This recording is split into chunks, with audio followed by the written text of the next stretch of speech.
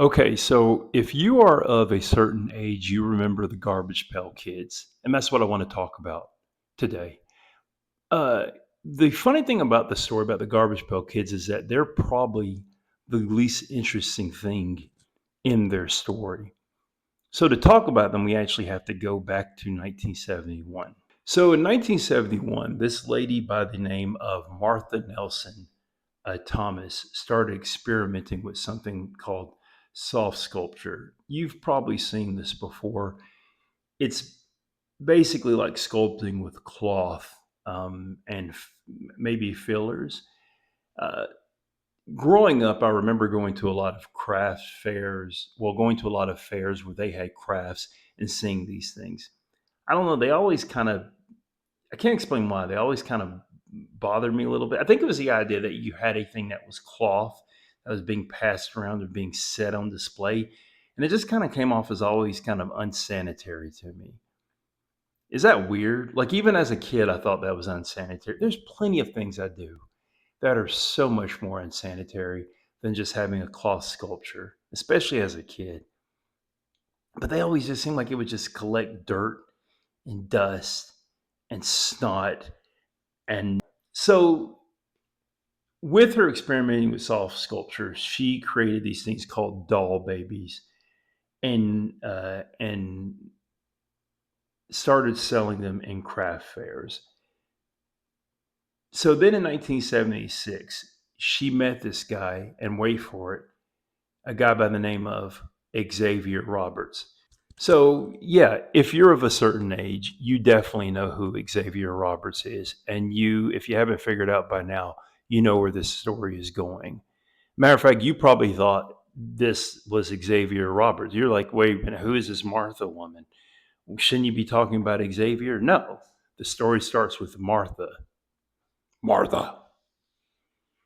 So Xavier is selling Martha's doll babies, but well, they how do they meet? They meet at this craft fair in Louisville. Little background about Xavier Roberts. So he's from this town in the North Georgia mountains called Cleveland. It's actually about 90 miles from where I grew up. I think I remember people talking about that, like that was something like to be like a point of pride, because if you know where this story is going, you know this guy was a big deal. So anyway, in 1978, he decides to go out on his own and he starts selling the doll babies, but he calls them little people. And he just says, "Well, I was inspired by uh, Martha's doll babies." But Martha's like, "No, you weren't inspired by my doll babies. You just ripped them off." So in 1979, she decides to sue him. It takes some years for her to get her money. Eventually, and she was suing him for $1 million, which seems kind of random and Doctor Evil like. But because if you know where this is going, she probably should have went for more. But she ended up getting. They ended up settling out of court for some undisclosed amount. Honestly, it seemed like Martha was just doing it for the love of the game. Like she just liked crafts and wanted to be compensated for her idea. Because she actually died back in 2013, but she spent the last few years of her life. Um, well, she died in 2013. She was 63 years old. She wasn't particularly old. She died of cancer, but she spent the last few years of her life, like last 10 years of her life, basically promoting art with kids, um, working like local creative arts guilds and kids museums. And there was actually like a display of her work in the High Museum in Atlanta. So, of all the people in this story, R.I.P. Martha. The things you created were abominations that I find kind of disgusting, but I admire you. I really do. My mother actually had a soft sculpture doll in her office when she was a teacher, and I had never liked it. I think she still had. I'm pretty sure. As a matter of fact, I know she still has it. I try not to look at it. As a matter of fact, I know exactly where it is. I hope she will never watch this video. because it may hurt her. I don't think it would hurt her feelings, but I never liked that thing. Eventually, Xavier, he got the doll babies or whatever. He was the little people. He's calling them the little. He was calling them little people. He ended up contracting, not contracting, like I said. See, he ended up getting Coleco, making a deal with Coleco, the game company, and selling them under the name, and everybody's waiting for it, Cabbage Patch Kids. Now, if you're of a certain age, you knew where this was going because everybody knows, if you're a certain age, who Xavier Roberts is. And why is that?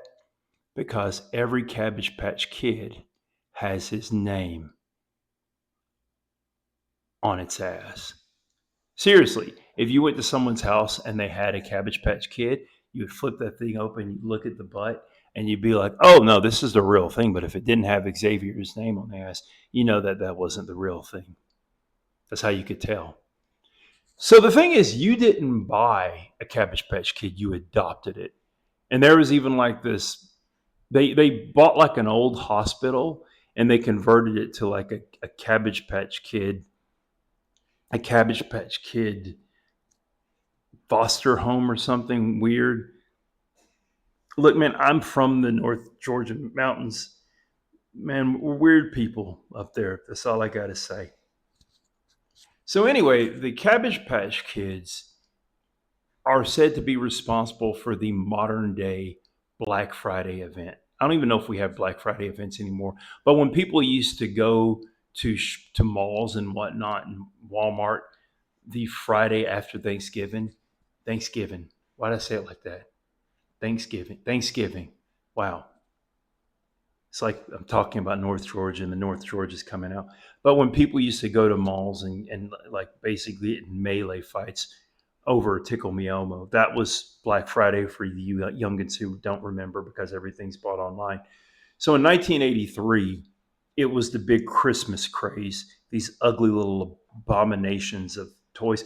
The difference between the Cabbage Patch Kids, though, and the little people was that they replaced the soft fabric, whatever the heads, with these hard shell heads, which would allow kids to whack their siblings with it. Seriously, whoever did that did not really think that through. That was a weapon. You'd spin it around, you could really hurt somebody with it. I checked for inflation, and when you adjust for inflation, well, I didn't check for inflation, but when you adjust for inflation, Cabbage Patch Kids in 2025 money were selling for between $100 and $350. That is completely ridiculous. I'm old enough to remember people losing their collective minds over these things. So in 1985, a year after Martha, the real VIP of this story, in 1985, Topps they released a line of trading cards called Garbage Pail Kids. The creator of the Garbage Pail Kids was a guy by the name, wait for it, Art Spiegelman. Okay, so to some of you guys, that won't mean anything, but Art Spiegelman is actually Nobel,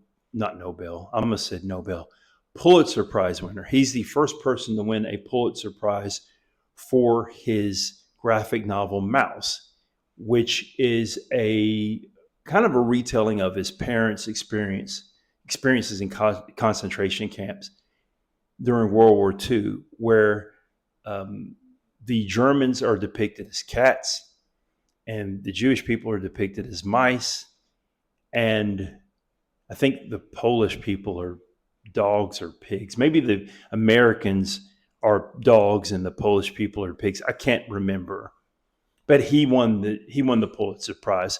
So, what were the Garbage Pail Kids for the people who don't remember? And this was the part of this story that blew my mind. That the guy who created Mouse created these. He was the art director for Topps Cards at the time. Hit my mic. So the whole thing with the Garbage Pail Kids, that they were basically just a parody of the Cabbage Patch Kids. And they would have names like, I don't know, usually alliterative names. Uh, and they would either be depicted as either being just grotesque in some form. Like there's one, he's just popping pimples. One was, it was a Cabbage Patch Kid that was the Sphinx. Or they were mutilating or killing themselves. These things were huge. I collected so many of these. Like I had, well, maybe 100 plus of these things. They were really big. Tops, of course, was, I think, maybe attempted, was sued by Coleco. That didn't go anywhere. I think they just eventually decided to not make them look so much like the garbage, or excuse me, they decided to not make them look so much like the Cabbage Patch Kids. But apparently these things ran from 1985 to 2003, I believe, which completely blew my mind because I had them. I think I fell out of them when right maybe around 92. The fact that they kept going. I mean, these things were really big. There was even a movie that was released in 87, 2 years after, just only 2 years after the cards came out. And there was a cartoon for this. One thing I have to thank my parents. I have to thank my parents of. My parents took me to a lot of movies as a kid, but there were. I think they drew the line at certain things. Like they wouldn't take me to see the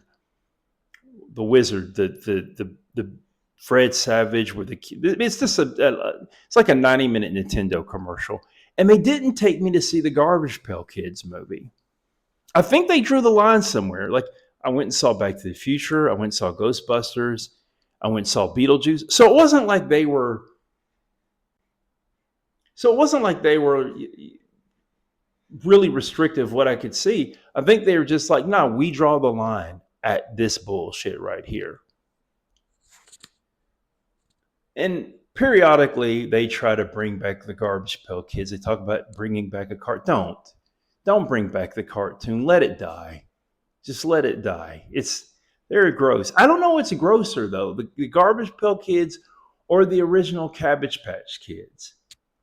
Because the Garbage Pail Kids, like they're supposed to be disgusting, but the Cabbage Patch Kids, it's like they're the original evil. Those things are really just gross. They were always really gross looking to me because they are gross looking. But the most interesting aspect of the Garbage Pail Kids story is everything but the Garbage Pail Kids. Yeah, but like I said, the real VIP of this story is Martha Thomas. I mean, she moved the rock and released the evil upon the world, but I'm glad that she was compensated. She actually seemed like a decent person.